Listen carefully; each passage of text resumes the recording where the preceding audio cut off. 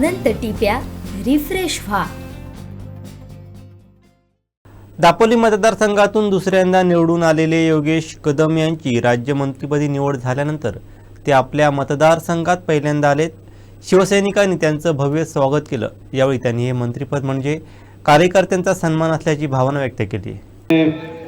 मुख्य नेते सन्माननीय एकनाथजी शिंदे साहेब आणि सन्माननीय आपले लाडके नेते रामनाथभाई कदम यांच्या आशीर्वादाने आपल्या दापोली मतदारसंघाला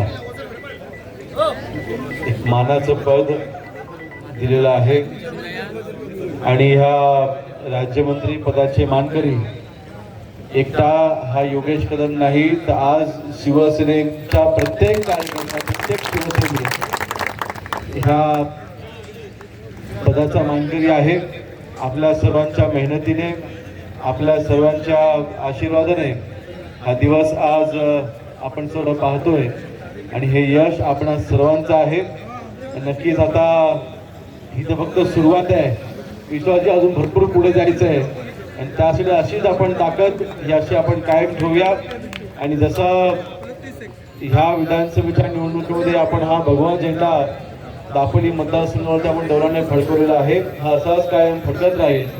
किंबहुना महाराष्ट्राच्या राजकारणामध्ये आपण दापोली मतदारसंघाचं नाव पण उंचावलेलं आहे।